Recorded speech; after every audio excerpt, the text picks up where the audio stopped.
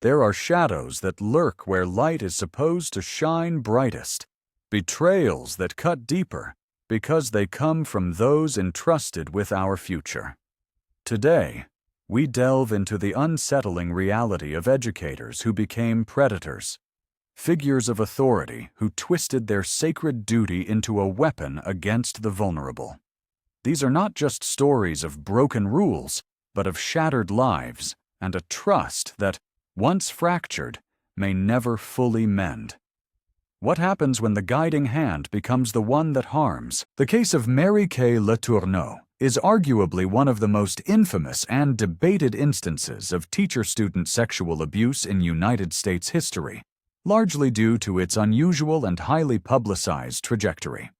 Letourneau, a teacher in Seattle, Washington, was first arrested in 1996 and subsequently convicted in 1997 for her sexual relationship with Vili Fualau, who was then her 12-year-old sixth-grade student. The stark age difference and the undeniable power imbalance were shocking. Initially, she reached a plea deal that might have resulted in a more lenient sentence, but she violated its terms by continuing her illicit contact with Fualau, leading to a sentence of over 7 years in prison. What truly catapulted the case into the national consciousness was that Letourneau had 2 children with Fualau, the first conceived while she was his teacher. After her release from prison, in an outcome that many found bewildering and controversial, she married Fualau in 2005. Their subsequent life together, often under media scrutiny, kept the story alive for decades. Sources like LiveJournal extensively documented the public's fascination and revulsion. The narrative challenged conventional understanding of victimhood and agency, though the law was clear about Fualau's status as a victim due to his age. It forced society to grapple with complex questions about consent, grooming, and the long-term psychological ramifications of such relationships, especially when they evolved in such an unorthodox public manner. How do we reconcile the image of a loving mother and wife with that of a felon who committed a profound act of child abuse, forever blurring the lines of a young boy's life?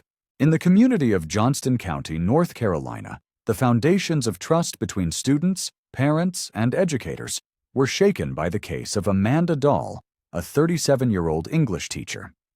In 2022, Dahl was convicted of the statutory rape of a 15-year-old male student. Court documents, as reported by local media outlets like MK, revealed that the crime occurred on August 12th of that year, with Dahl engaging in sexual intercourse with the teenager on at least one occasion. This led to serious charges, including taking indecent liberties with a child and second-degree rape of a minor. The immediate consequence for Dahl was her dismissal from the school system, a swift action reflecting the severity of the allegations. She was subsequently incarcerated, though the specific length of her full sentence wasn't widely publicized in initial reports. The case underscored the grim reality that such abuses of power are not confined to any single demographic of educator or student. The betrayal is equally profound, regardless of the genders involved. For the 15-year-old victim, the experience undoubtedly left deep emotional and psychological wounds, a violation of his innocence by someone in a position of significant influence and trust. The social environment of the school was irrevocably tainted, forcing uncomfortable but necessary conversations about boundaries, consent, and the vigilance required to protect students. When the very language of trust is twisted into a tool of manipulation and abuse by an educator, how do young people navigate their formative years without cynicism? And what does true accountability for such a devastating breach look like? Jennifer Fichter, a teacher at Florida's Central Aerospace Academy, presented the image of a dedicated educator, someone parents and students alike might have looked up to. Yet, beneath this veneer of professionalism, a disturbing pattern of manipulation and abuse was unfolding. Between the years 2011 and 2014, Fichter engaged in illicit sexual relationships with 3 17-year-old male students. This wasn't a momentary lapse or a single, regrettable mistake. It was a calculated series of transgressions, a profound betrayal of trust that played out over an extended period. She sent them explicit messages, engaged in intimate encounters, and the devastating reality of her actions was further underscored when it was revealed she had become pregnant by one of the teens. The investigation brought forth irrefutable evidence: DNA, a trail of digital communication, painting a clear picture of her guilt. Fichter eventually pleaded guilty, attributing her actions to emotional instability. But can such a profound abuse of power, such a calculated grooming of vulnerable young men, truly be dismissed as mere instability?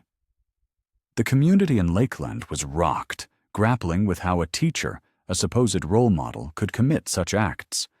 The courtroom heard of the psychological damage inflicted, the innocence stolen. Fichter was sentenced to 22 years in prison in 2015, a term reflecting the severity and multiplicity of her crimes. The Daily Mail reported that her defense attorney stated she was profoundly sorry. Yet one must ask, when the very essence of a teacher's role is to protect and nurture, what truly drives one to exploit that sacred bond in such a devastating way, leaving lifelong scars on young lives? The case of Deborah LaFave, a middle school teacher in Temple Terrace, Florida, became a national headline in the early 2000s, igniting a firestorm of debate and public scrutiny. In 2005, LaFave was sentenced for sexual relations with a 14-year-old student from Angelo L. Greco Middle School. The age of the victim, barely a teenager, amplified the sense of outrage and betrayal. Initially facing the prospect of a lengthy prison sentence, LaFave ultimately accepted a plea deal: 3 years of house arrest followed by 7 years of probation. She was also mandated to register as a sex offender, a lifelong label. The case gained notoriety not only for the crime itself, but for LaFave's public apologies, which some saw as heartfelt and others as calculated attempts to garner sympathy. LiveJournal discussions from the time captured the public's divided sentiment and intense media focus. Her relatively lenient sentence, avoiding significant prison time for such a serious offense, sparked considerable controversy. Many questioned whether the justice system was truly holding her accountable, particularly given the profound vulnerability of a 14-year-old. The crime wasn't just a physical violation, it was an exploitation of developmental immaturity, a calculated grooming that preyed on a child's trust in an authority figure. This case forced a difficult conversation. When the system delivers a sentence perceived by many as too soft, what message does it send about the value of a child's safety and the sanctity of the student-teacher relationship? The case of Stacey Dean Rambold from Billings, Montana, is a harrowing story that underscores the devastating consequences of judicial leniency and the power of public outrage in the face of profound injustice. Rambold, a high school teacher, was convicted of raping a 14-year-old student, Charisse Morales, an act that occurred in 2008. Despite the heinous nature of the crime, his initial sentence in 2013 was shockingly light: 15 years with all but 30 days suspended. This sentence, widely perceived as a gross miscarriage of justice, sparked immense public fury and disbelief. The community reeled, questioning how such a violent betrayal of trust could result in a mere slap on the wrist. Tragically, the victim, Charisse, unable to bear the trauma and the perceived failure of the justice system, took her own life at the age of 17, shortly after Rambold's initial sentencing. Her death amplified the public outcry and shone a harsh spotlight on the judicial handling of the case. As reported by CNN and the Billings Gazette, the immense public pressure and subsequent legal actions led to a re-evaluation. In 2014, Rambold's sentence was significantly hardened. He was ordered to serve 10 years in prison for violating the conditions of his probation, a probation he likely should never have been granted. This tragic saga became a catalyst for discussions on sentencing reform for sexual offenses and highlighted the critical need for the courts to prioritize the well-being of victims. When the system initially fails to protect the innocent and deliver justice, can any subsequent action ever truly mend the profound damage inflicted not only on the victim, but on society's faith itself? Brianna Altis, an English teacher in Davis County, Utah, was meant to inspire a love of language and literature in her high school students. Instead, she authored a dark narrative of deceit and exploitation. In 2015, Altis faced the consequences of her actions, receiving a sentence that could see her imprisoned for up to 30 years, though with a possibility of parole after just 2, for engaging in sexual relationships with 3 of her students, 2 16-year-olds and 1 17-year-old. The relationships, which began in 2013, didn't start with overt abuse, but with a subtle, insidious grooming process. Flirting that blurred professional lines, kisses that were deeply inappropriate, escalating to intimate encounters. Altis chose to accept a plea deal, perhaps to avoid the full glare of a public trial. However, the courtroom still heard the profound impact of her actions. As reported by the Daily Mail, the mother of one victim delivered a powerful statement, articulating the severe emotional trauma and the invisible scars her child would carry. The case ignited fierce debate across Utah and beyond about the dynamics of power in the classroom and the devastating consequences when teachers exploit their authority. Altis's defense may have painted a picture of a woman who made terrible mistakes, but the prosecution highlighted a pattern of predatory behavior. How does one reconcile the image of an educator with the cold reality of a manipulator who preys on the very students she is sworn to protect, shattering their trust in authority figures? Pamela Rogers, a teacher from Tennessee, became a chilling example of how an initial leniency in the justice system can be met with continued, brazen defiance.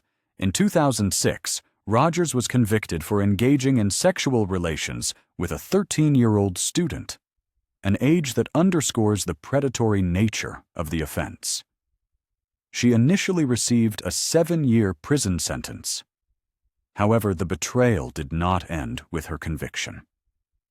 In a shocking turn, in 2007, an additional 2 years were added to her sentence. The reason? Rogers had violated the terms of her probation by continuing to contact her young victim, sending explicit photos and videos even after being disciplined by the court. This demonstrated a disturbing lack of remorse and a persistent, obsessive focus on the child she had already grievously harmed. As chronicled in online discussions and archives like LiveJournal, her case highlighted the immense challenge of monitoring offenders and protecting victims, even after the legal process has run its course. The initial sentence might have been seen by some as a chance for Rogers to reflect and reform, but her subsequent actions painted a picture of someone deeply entrenched in their illicit desires, unwilling or unable to cease the abuse. The case sparked intense debate about the effectiveness of probation conditions for educators convicted of such crimes and the psychological hold an abuser can maintain. When an offender shows such blatant disregard for legal constraints and continues to torment their victim, what does it reveal about the true depth of their depravity and the system's struggle to truly sever such toxic ties? Rachel Bauer, a 25-year-old teacher from Frankston, Texas, became another name in the distressing litany of educators who shattered the sacred trust placed in them. In 2015, Bauer was sentenced to 10 years in prison for engaging in inappropriate sexual relationships with her students. Her transgressions included sending explicit photographs to multiple students and, devastatingly, entering into an intimate relationship with one of them, an act legally defined as sexual assault due to the age of the minor and her position of authority. The court's decision didn't end with incarceration. Bauer also received 10 years of probation, which she would begin serving upon her release, a long shadow cast over her future, and a permanent mark as a registered sex offender. The BBC News Russian service, among other outlets, reported on this case, noting it as part of a deeply concerning trend of similar crimes among American educators. Bauer's actions, driven by what one can only speculate were profound personal failings and a shocking lack of moral compass, ripped through the Frankston community. Parents were left to grapple with the fear that the very individuals tasked with educating and safeguarding their children could become the source of such harm. The psychological impact on the students involved, betrayed by someone they likely admired or trusted, is immeasurable. When youth and authority are so dangerously mixed, resulting in such exploitation, what societal guardrails have failed, and how can we ensure that the classroom remains a sanctuary for learning, not a hunting ground for predators? The quiet community of Westmoreland, Tennessee, was jolted in 2022 by allegations against Carrie Norman, a local teacher. The accusations were deeply disturbing. Norman was charged with attempting to bribe a 16-year-old male student into a sexual relationship. The alleged manipulation didn't stop there. Reports indicated she had also sent him explicit photographs, a stark violation of her professional duties and the trust placed in her. As she faced the judicial process, the gravity of her situation was undeniable, with the looming threat of significant prison time. The case took an even darker turn when investigators reportedly discovered narcotics in her possession, adding another layer to the charges and painting a more complex, troubling portrait of the teacher. Sources like WKRN and Lenta.ru highlighted the community's shock and the widespread concern among parents who suddenly found themselves questioning the safety of their children within the school environment. Norman's actions, if proven, represent not just a personal failing, but a tear in the fabric of communal trust.